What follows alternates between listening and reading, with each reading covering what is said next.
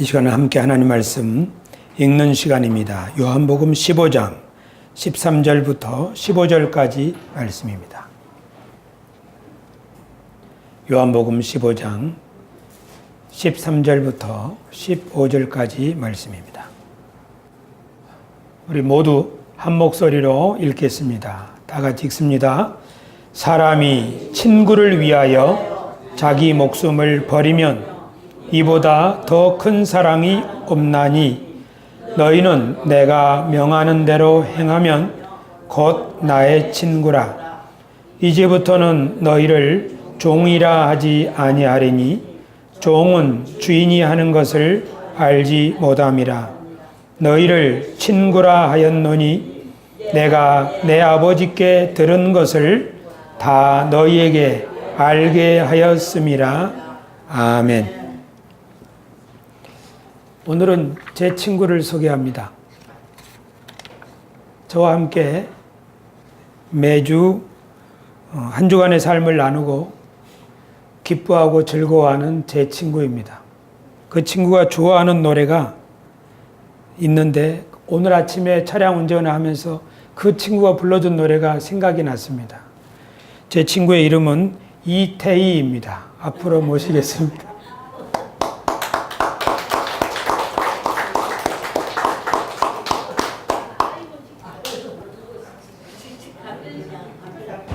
오늘 제가 설교를 위해서 좀 불러달라고 부탁을 했더니 흔쾌히 허락을 했습니다. 아주 좋은 친구입니다. 가사가 은혜가 됩니다. 예, 인사하고 불러주세요. 안녕하세요.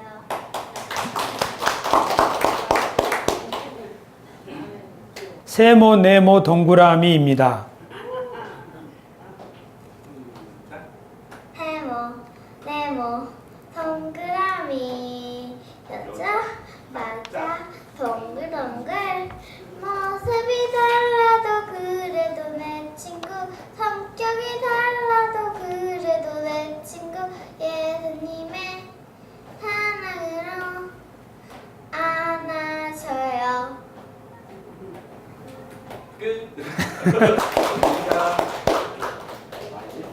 네, 좋습니다. 제가 저 노래를 듣고서 얼마나 은혜를 받았는지요. 세모, 네모, 동그라미, 뾰족, 납작, 울퉁불퉁, 동글동글, 모습은 달라도 그래도 내 친구, 성격이 달라도 그래도 내 친구, 예수님의 사랑으로 안아줘요. 이게 바로 교회입니다. 어떤 사람은 세모, 어떤 사람은 네모, 동그라미, 모습도 다르고 성격도 다르고, 그런데 내 친구요. 예수님의 사랑으로 안아주는 곳, 그것이 바로 교회입니다. 오늘은 우리 교회가 어떻게 할 때, 어떤 공간이 될 때 우리가 진리를 잘 배울 수 있겠는가. 저는 지금 우리 세수만 교회 공동체가 가르침과 배움을 통해서 회복되기를 원합니다. 우리들이 회복되고 가정이 회복되고 이렇게 어떻게 하면 우리가 가르침과 배움을 통해서 회복될 수 있겠는가. 오늘은 6번째 설교로서 우리 공동체가 좋은 가르침을 배울 수 있는 공간이 되려면 뭐가 필요할까 하는 내용을 성경 말씀을 통해 생각해 보기를 원합니다. 지금부터 31년 전 1987년 9월 제가 대학교 1학년이었습니다. 저는 그때 거의 매일 교회에 가서 기도하는 열렬 기독 청년이었습니다. 교회 가면 늘 전도사님 한 분이 상주에 계셨는데 시골에서 올라온 저를 무척 아껴주셨습니다. 날마다 교회에 오는 저를 보시면서 이 청년이 지금은 공과대학 다니지만 언젠가 신학 공부를 하고 목회자가 될지 모르겠다. 그런 생각을 하셨나 봐요. 어느 날 저에게 말씀하시기를 나중에 신학 공부를 하려면 헬라어라는 원어를 공부하는 게 필요한데 시간이 있을 때 공부해 두는 게 좋다. 그래서 1학년 2학기 때 수강 신청하려고 보니까 이 고전 헬라어 과목이 개설되어 있길래 야, 신학 공부를 위해서 수강 신청을 하자. 그리고는 부푼 마음으로 헬라어 수업에 들어갔습니다. 저는 공대생이었기 때문에 헬라어 수업이 있는 문과대 건물까지 약 1km 거리를 그 15분 되는 짧은 시간 동안 무거운 책가방을 메고 구보해서 뛰어갔습니다. 강의실에 도착해 보니 마치 소크라테스처럼 생긴 철학과 교수님이 들어오셨어요. 머리는 절반 정도 이 대머리이시고 이렇게 길어가지고 머리 숱은 또 많지 않아가지고 키도 크신 소크라테스 같은 교수님이 들어오셨는데 그분은 권창은 선생님입니다. 돌아가셨습니다. 그리스 아테네 대학에서 공부를 하신 분인데 그 고전 헬라어 수업에 들어온 학생들은 약 25명이고 공과대 학생은 저 혼자뿐이었습니다.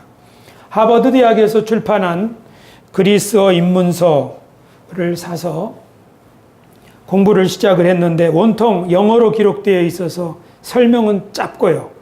이해하기가 쉽지 않았습니다.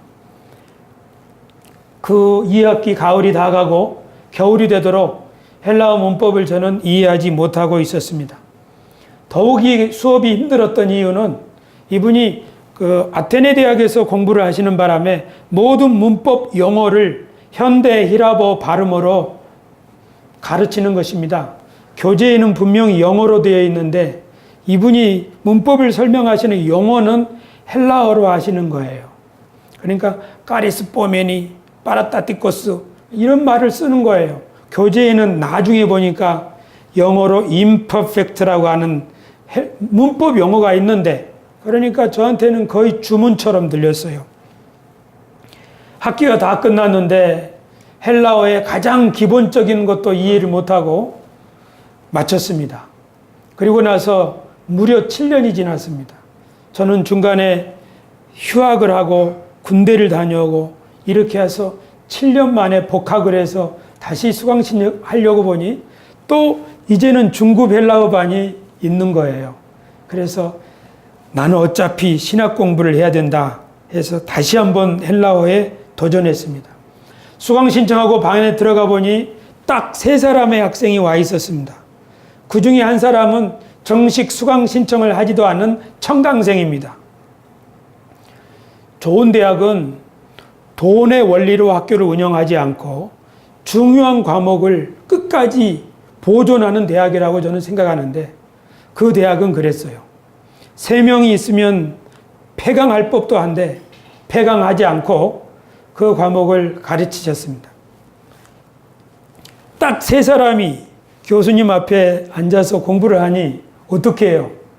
25명 있을 때는 저 기퉁에 숨을 수도 있었어요. 하지만 숨을 수 없잖아요. 집에 가서 도서관에 가서 열심히 공부를 했습니다. 이번 교재는 옥스퍼드에서 나온 이야기식 교재를 가지고 가르치셨는데 아주 이해하기가 쉬웠어요. 집에서 열심히 공부하고 선생님 코 밑에서 수업을 들으니까 헬라어가 점점 재미있어졌습니다. 지금은 성경을 헬라어로 읽으면서 성경을 공부하는 즐거움을 맛보고 있습니다. 그리고 우리 교회 청년들 2사람에게 지금 헬라어를 가르치고 있습니다. 그 중에 한 사람은 신학교에서 헬라어를 공부하다가 너무 힘들게 공부하는 바람에 헬라어를 포기하려고 한 학생인데 저한테 공부를 배우면서 무척 재밌다고 말하고 있습니다. 아마 천국에 계신 우리 권창은 선생님이 저를 보신다면 아마 미소를 머금지 않으실까. 그분이 가르치실 때 저 공대생 한 사람이 와서 무슨 말인지도 모르고 낙제 수준에서 수업을 듣던 학생인데 지금은 헬라어를 가르치고 있으니까 얼마나 기특하겠습니까?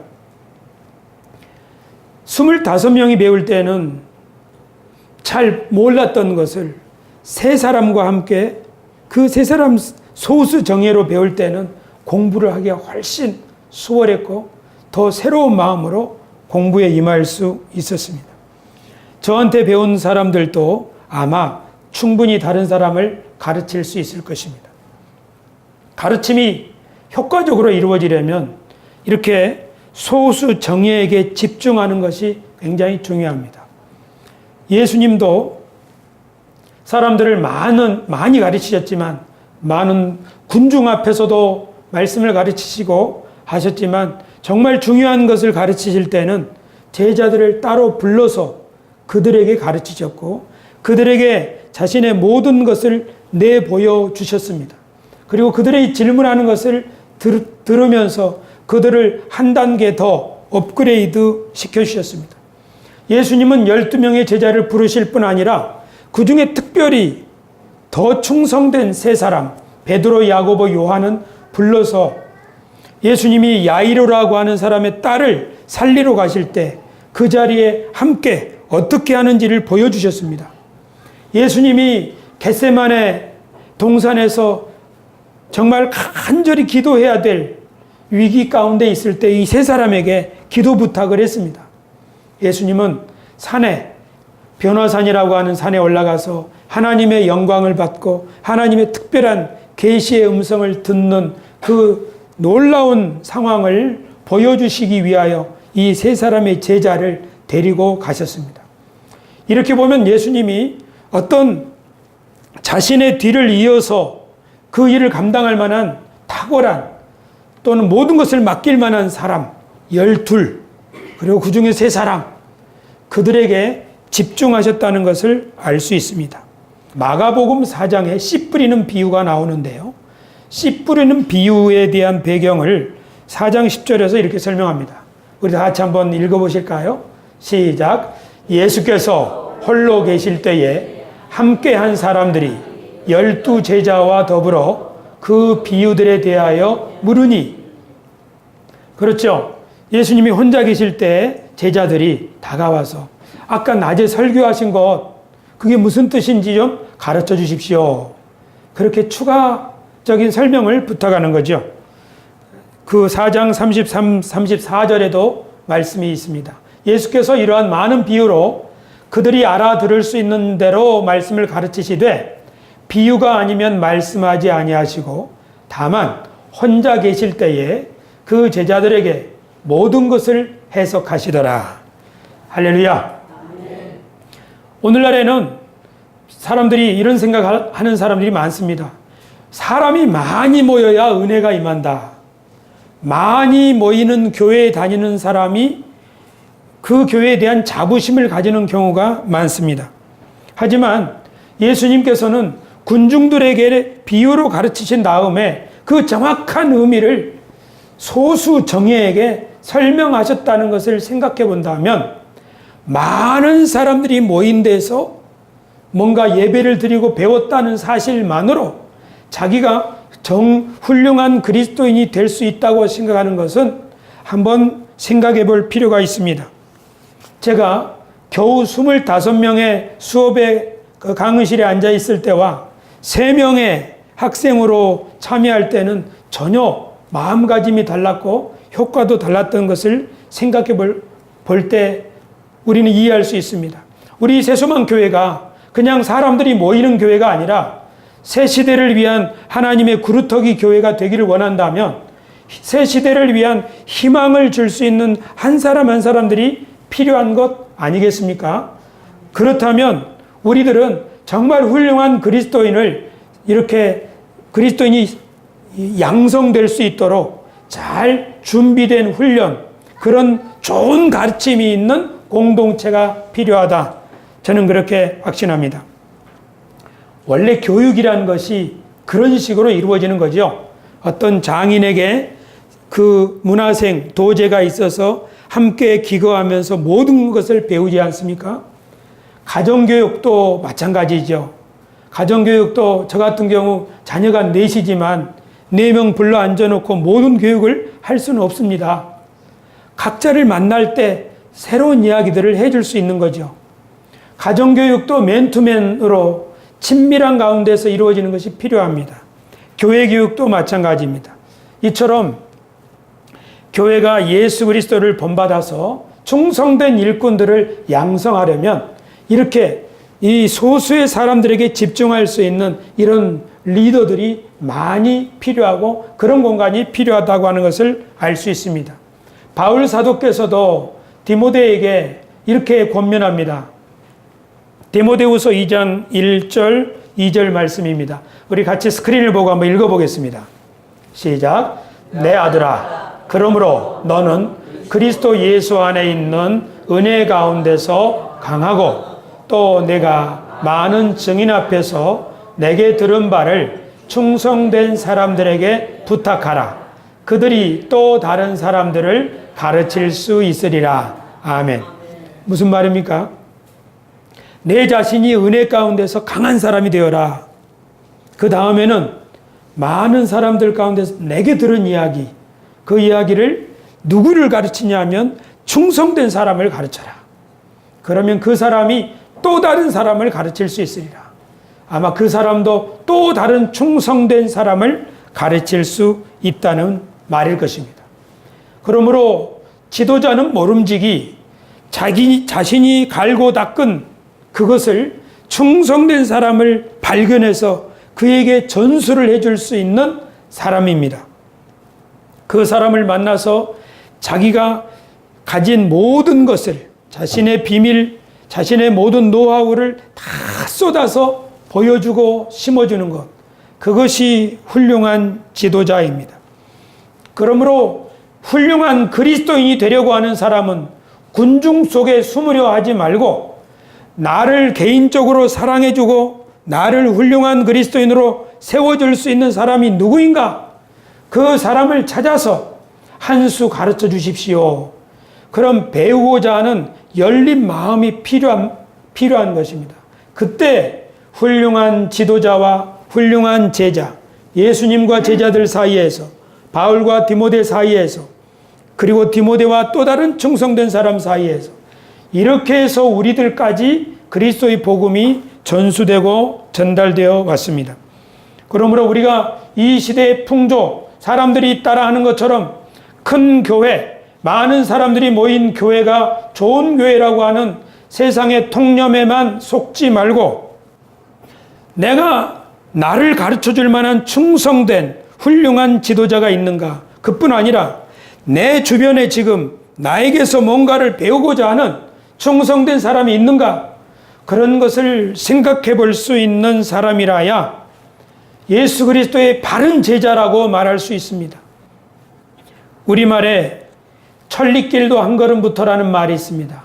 온 세상 모든 족속을 제자로 삼으라 하는 말이 있지만 세상 모든 사람을 제자로 삼기 전에 한 사람, 내가 누군가 한 사람을 사랑으로 돌보고 그를 격려하고 그를 믿음의 사람이 되도록 기도해주고 세우는 일이 없다면 천리길은커녕 나는 한 걸음도 못 떼고 있다는 사실을 기억해야 합니다.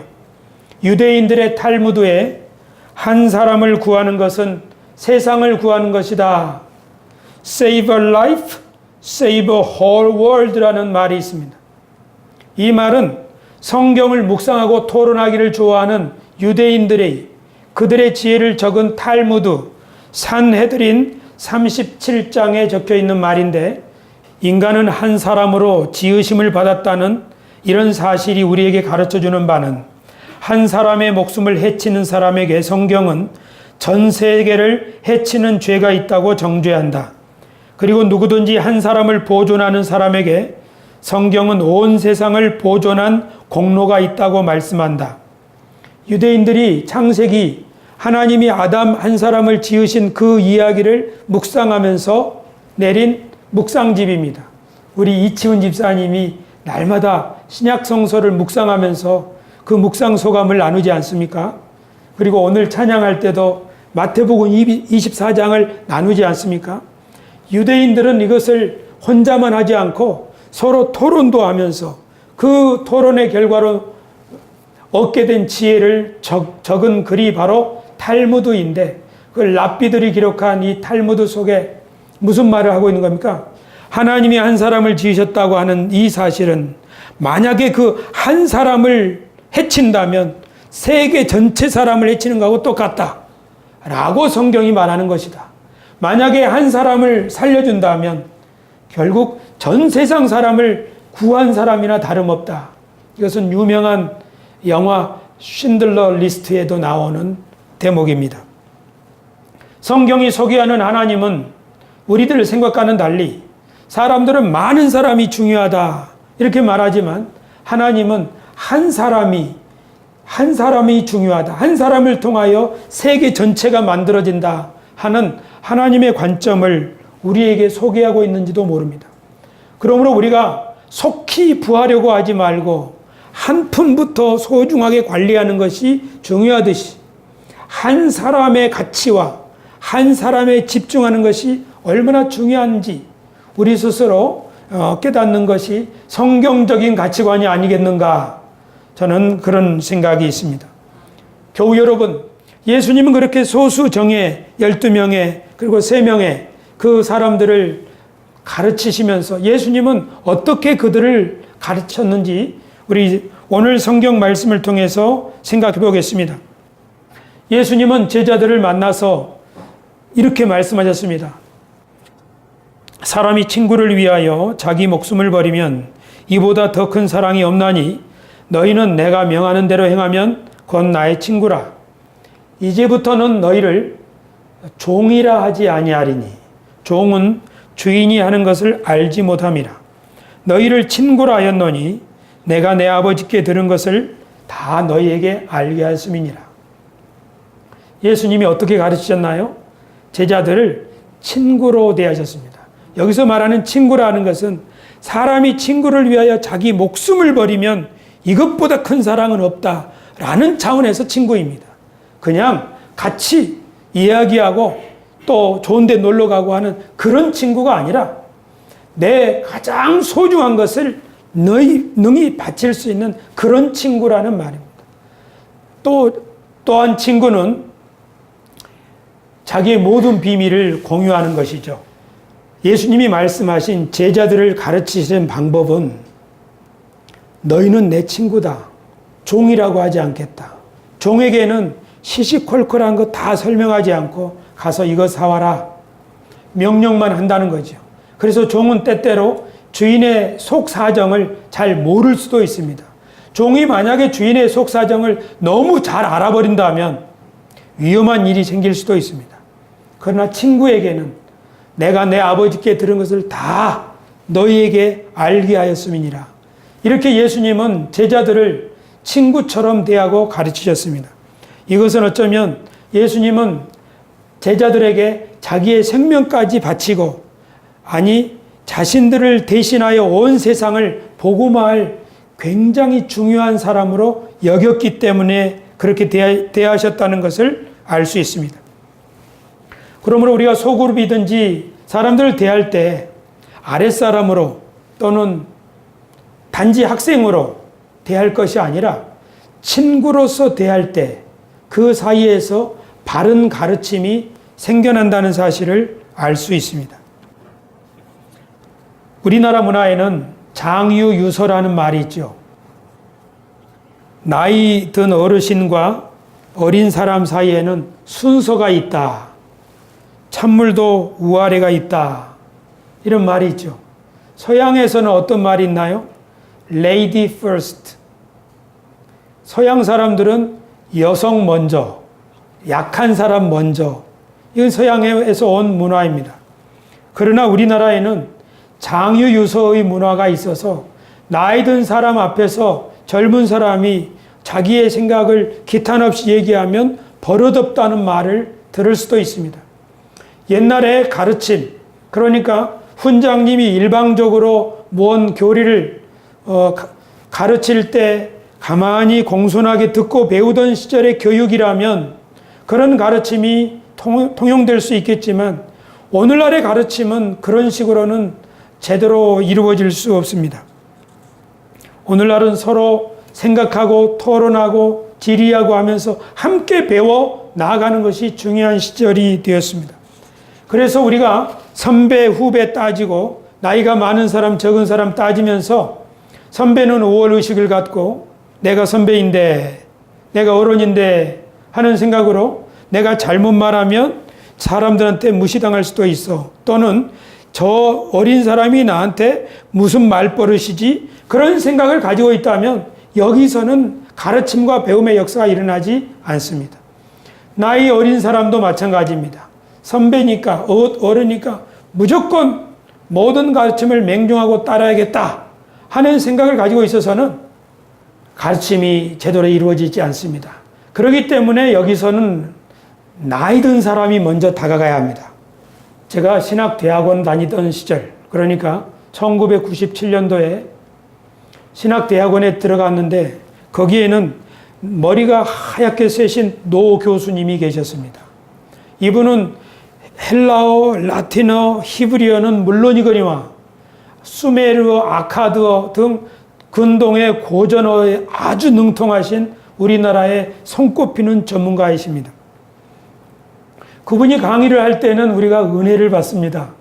강의 시간에 은혜를 받는다는 것은 쉬운 일이 아니지만 굉장히 큰 마음의 감동을 받습니다. 근데 이분이 복도에서 우리를 만나면 어느 날 제가 복도의 길 가는데 그분이 저 앞을 걸어오다 이렇게 인사를 하는 거죠. 손을 들면서 Oh, my friend. 내 친구요 이 말이죠. 아니 저 머리가 하얗게 새신 분이 30대 중반인 저에게 Oh, my friend 하는데 얼마나 몸둘 바를 몰라요. 그러고는 교수실로 불러서 요새 어떻게 사느냐, 이런 나이에 결혼한 사람은 다 훌륭한 사람이 된다는데 하면서 22살에 결혼한 저를 잔뜩 지켜 세워주시면서 이거 먹으라고 초코파이 하나를 내주시잖아요. 그 초코파이를 가지고 나오는 그 학생의 마음이 야, 강의실에서는 은혜를 끼치더기만 이렇게 교수실에서는 초코파이를 주는구나. 얼마나 존경심이 싹 트겠습니까? 나중에 알고 보니까 저만 받은 게 아니더라고요.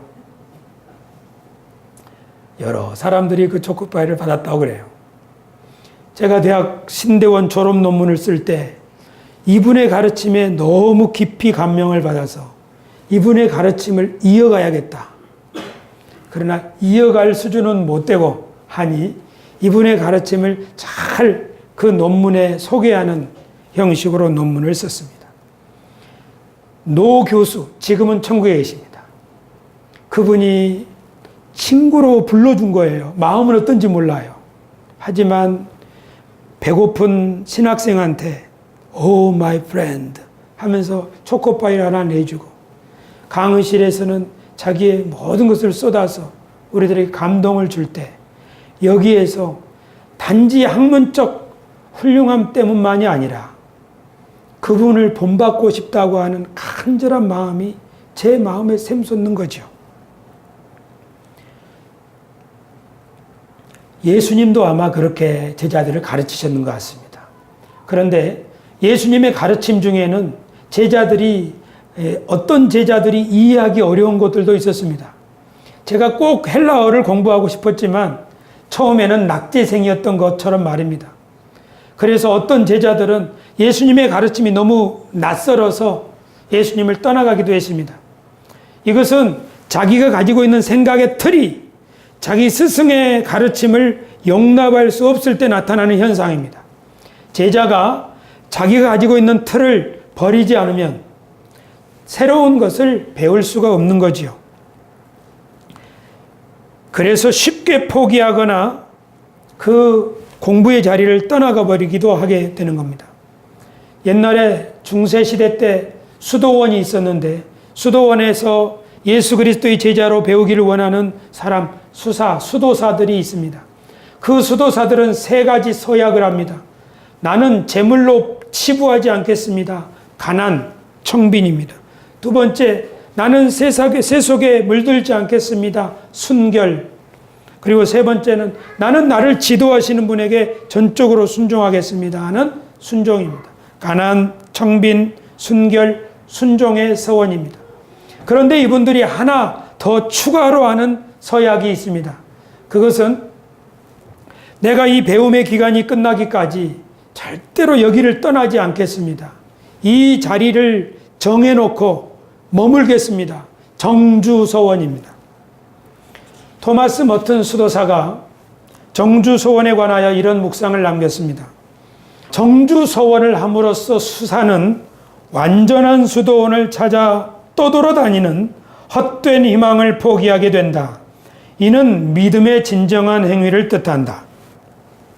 우리가 어디에 있든 누구와 살든 상관없이 기도에 전념할 수 있고 어느 정도 침묵과 가난, 고독과 육체노동, 독서와 하느님에 대한 공부를 하며 무엇보다도 그리스도께서 우리를 사랑하신 것처럼 서로 기꺼이 사랑할 수 있도록 모든 것이 갖추어져 있음을 아는 것이다. 뭔 말입니까? 우리가 이런 생각하지요. 내가 좀 더 나은 교회 다녔더라면 내 신앙이 더 좋아졌을 텐데, 내가 좀 더 좋은 교회에서 좋은 교회에서 신앙생활을 했다면 내 신앙이 많이 성숙했을 텐데, 더 훌륭한 교사를 만났다면, 이런 생각을 합니다. 그래서 지금도 많은 그리스도인들이 하나의 교회를 정하지 못하고 떠돌아다니는 소위 가나안 신자로 살고 있는지도 모릅니다. 우리는 특별한 가르침이 특별한 장소에 특별한 명사에게서 나올 것이라고 생각하고 그들을 쫓아다닙니다. 하지만 이 토마스 머튼 수도사의 글에 의하면 우리가 있는 그곳에서 우리가 마음을 열고 기도하고 독서하고 우리가 함께하는 사람들과 우리가 읽은 성경 말씀에 대해서 마음을 열고 대화한다면 우리가 살아가기에 충분한 가르침을 얼마든지 거기에서 얻을 수 있다. 그리고 또 그곳은 그리스도께서 우리를 사랑하신 것처럼 서로 기꺼이 사랑할 수 있는 장소가 예비되어 있는 것 아니냐. 정주 서원에 담겨 있는 교훈이라고 말할 수 있습니다. 그러므로 우리들도 한 곳에 머물면서 한 공동체에 속하면서 한 소그룹에 속하면서 내가 저 그룹에 들어가면 더 잘 배울 수 있을 텐데 하는 것은 자기 생각입니다. 정주 서원이 오늘날 우리들에게도 필요하다는 것을 저는 다시 한번 느낄 수 있었습니다. 최근 몇 년 동안 저는 새로운 방식으로 독서를 하고 있습니다. 그 독서는 3사람, 4사람이 함께 앉아서 한 권의 책을 일주일에 한 번씩 조금씩 읽어가는 독서입니다. 그렇게 하다 보면 6개월이 걸릴 수도 있고 1년이 걸릴 수도 있습니다. 그렇게 조금씩 독서를 하면서 그 사람들이 서로의 생각을 나누고 이 저자의 이야기를 오랫동안 읽어나가다 보면 우리들이 서로 마음이 소통하고 그 책의 내용을 깊이 묵상할 수 있는 큰 유익이 있다는 것을 발견했습니다. 독서에도 하루 이틀 또는 일주일 사이에 집중적으로 읽는 독서도 아주 유익하지만 이렇게 길게 시간을 정하고 내가 이 책을 한번 충분히 이해를 해봐야겠다. 그런 마음으로 독서를 하는 것도 일종의 정주서약이라고 말할 수 있습니다.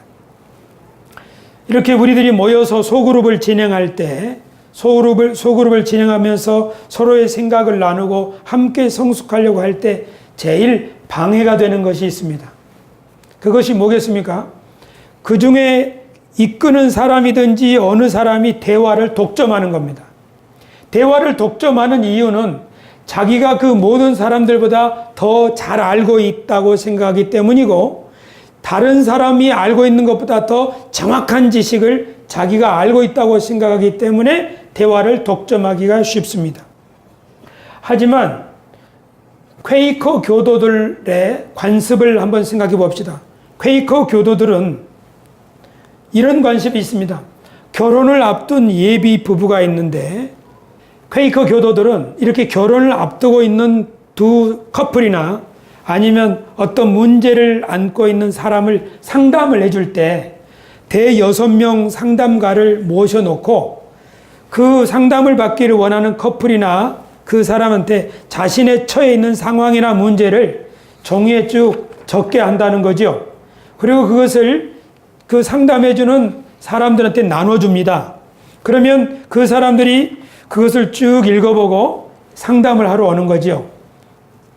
그 자리에서 6명 정도 사람이 앉아있는 자리에 이 상담을 받으러 오는 내담자가 있지요. 그런데 아주 중요한 규칙이 있다고 합니다. 그것은 상담을 해주는 이 사람들은 절대로 자기가 알고 있는 해결책을 제시해서는 안 됩니다. 오직 질문만을 할 수 있습니다. 그러니까 이 문제를 갖고 온 사람한테 이 사람들이 질문만을 하는 거예요. 그러면 질문을 하면 이 사람이 대답을 하지요. 그러면 그 대답에 대해서 또 질문하고 이렇게 하다 보면 상담을 하러 온, 그러니까 콩깍지가 씌어 있는 두 커플이 아무것도 생각 못하고 우리 둘이 좋아서 미치겠다 그러던 사람들이 돈이 얼마나 준비되었나, 집은 준비되었나, 출산 계획은 어떠나, 양가 부모님의 상황은 지금 어떠나 하는 것들을 하나씩 헤아릴 수가 있다는 거죠. 그렇게 질문이 왔다 갔다 하면서 이 사람이 자신의 문제를 더 정확하게 이해하게 된다는 거죠. 얼마나 좋은 이야기입니까? 예로부터 훌륭한 교사는 질문을 통해서 사람을 가르쳤습니다. 예수님도 제자들에게, 사람들에게 많은 질문을 하신 것을 알 수 있습니다. 서양에 사람에게 질문을 통해서 교육을 한 훌륭한 사람이 있는데 바로 그가 소크라테스입니다. 소크라테스의 그 책은 아예 그 제자가 쓴 대화록이라고 하는 책이 있는데 그것은 철학 강연인데 모든 강연이 질문으로 이루어져 있습니다. 질문을 통해서 가르치는 사람은 그 학생의 대답을 들어보고 그 대답을 통해서 한 단계 올라가고 그 사람이 오해하고 있는 것이 뭔지를 다른 질문을 통해서 보여주고 이렇게 해가지고 학생이 또는 가르치는 사람도 함께 진리에 도달할 수 있도록 하는 가르침. 이것이 예수님이 보여주신 가르침이고 이런 장소에서 비로소 우리는 함께 성숙할 수 있습니다. 그러나 가르친답시고 모든 말을 혼자 하거나 또는 어떤 사람이 대화를 독점해 버린다면 그곳에서는 금방 흥미가 떨어질 수 있습니다. 그래서 어떤 훌륭한 교육학자는 소그룹 모임을 인도할 때 여러 명의 학생들에게 발언의 기회가 한 사람당 2번 내지 3번밖에 없습니다. 그러니 잘 생각하고 발언해 주시기 바랍니다. 그렇게 미리 규칙을 정하기도 한다고 한 이야기를 저는 들어봤습니다. 교회 여러분, 우리가 누군가를 가르칠 때 다시 생각을 해보자고요. 예수님이 어떻게 가르쳤어요? 많은 사람도 가르쳤지만 소수에게 집중하잖아요. 우리가 대화를 한다는 것은 좋아한다는 뜻이에요. 내게 잘 이해가 안 되는 내용인데 끝까지 들어보고 상대방이 얘기하는 것이 참 이치에 안 맞는 이야기 같은데 계속 들어보는 이유가 있어요. 왜 그래요? 우리 둘이 특별한 관계에 있기 때문이에요.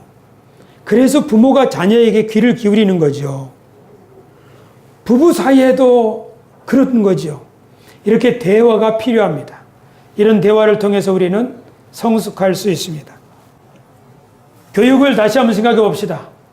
우리가 뭔가를 배운다는 것은 우리가 아직 모르는 것이 있다는 뜻입니다. 그리고 인생을 몇 살 정도 살면 더 이상 모르는 것이 없어지는 게 아니고 나이가 많이 들어서 평생을 배운다 해도 여전히 우리는 모르는 게 있기 마련입니다. 그래서 사람은 모르는 것을 깨달을 때 아, 그렇구나 이런 소리를 내지요. 우리 마음속에서부터 깨달음의 즐거움이 솟아나는 거지요. 우리들 모두가 이렇게 성숙이 필요합니다. 우리는 또한 나와 생각이 다른 사람을 만납니다. 배운다는 것은 서로를 알아가는 과정이고 배운다는 것은 나와 생각이 다른 사람이 왜 그런 생각을 하고 있는지를 알아가는 과정입니다. 그렇기 때문에 일방적으로만 나가서는 곤란합니다. 우리는 같은 가족이기 때문에 대화를 해야 합니다. 우리는 같은 교회의 식구이기 때문에 대화를 해야 합니다. 대화를 할 때 마음을 열고 들어주고 물어보고 그렇게 해서 대화를 하면 우리는 좋은 공동체, 함께 성숙하는 공동체를 이루어갈 수 있습니다. 가정도 그렇고 교회도 그렇고 우리가 가는 어디든지 그렇습니다. 끝으로 여러분에게 이 말씀을 드리고 싶습니다. 제가 했던 실수입니다. 상대방이 내 말을 이해하지 못할 거야. 내가 말할지라도 저 사람은 이해하지 못할 거야. 그런 생각을 한 적이 있습니다. 그리고 그 사람을 만날 때 거칠어만 대화하고 다른 이야기는 해도 내가 꼭 하고 싶은 이야기, 이 이야기는 하지 않고 속에 꼭꼭 숨겨두었습니다. 마침내 어떻게 됐습니까? 그 사람과 저는 이별하고 말았습니다. 내가 상대방에게 내 생각을 말하는 이유는 상대방과 내가 좋은 관계로 함께 좋은 뜻을 이루어가고 싶은 이 마음이 있기 때문입니다. 나와 다른 생각을 가진 사람이 나한테 그 생각을 얘기한다고 왜 저런 생각을 하고 있지 하고 박대하지 말고 그 사람하고 이야기를 해야 됩니다. 그렇게 한참 얘기하다 보면 우리들이 서로 통하는 데가 있다는 것을 알게 됩니다. 그렇지만 저 사람은 나하고 얘기가 안 통하는 사람이야 라고 내가 미리 예단하고 딱 대화를 단절해버리면 결국은 우리는 더 이상 건너갈 수 없는 강처럼 그렇게 멀어지고 마는 것이죠. 그렇기 때문에 우리가 뭔가를 배우고 함께 성숙하는 공동체가 되려면 서로를 이해하고 용납하고 또 나에 대해서 비판하는 소리를 할지라도 또 내가 옳은지 그런지 점검해 보겠다고 하는 사람이 있을지라도 그것에 대해서 수용적인 마음을 가져야 우리가 그곳에서 바른 배움을, 바른 가르침을 이루어갈 수 있다. 그렇게 저는 확신합니다. 저는 우리 새소망교회 공동체가 그런 공동체가 되기를 바랍니다. 교우 여러분, 이렇게 해서 우리 새소망교회가 가르침과 배움을 통해서 공동체가 회복되어지는 그런 좋은 공간을 교회 전체적으로든 소그룹으로든 선교회로든 그리고 우리 가정에서든 회사에서든 이런 놀라운 회복의 역사를 만들어내는 공간들을 창출하는 우리 모두가 되시기를 주님의 이름으로 축원합니다. 기도하겠습니다. 사랑의 주님, 우리 주 예수 그리스도께서 오시어 많은 사람을 사랑하실 뿐 아니라 12명의 소수 정예를 그리고 3사람의 특별한 제자들을 별도로 부르사 친구로 대하여 주시고 그들에게 자신의 모든 것을 쏟으시고 그들의 모든 생각을 수용하시어 그곳에서 진리가 발견되어질 수 있도록 하시고 그 진리가 우리 믿음의 선배들을 통하여 오늘 우리에게까지 전달되고 우리가 그것을 전수받은 줄을 믿습니다. 우리 새소망교회 공동체 안에도 이런 일이 일어나게 하여 주시옵소서. 우리 남은 생애 동안에 귀 기울여 듣고 그리고 상대방의 의향을 물어보고 그리고 내 속에 있는 소중한 뜻을 함께 나눔으로 우리가 함께 배우고 함께 성숙하는 가정, 교회, 소그룹 그리고 우리의 공동체를 일구어 갈 수 있도록 우리를 이 일에 대리인들로 사용하여 주옵소서. 예수님의 이름으로 기도드리옵나이다. 아멘.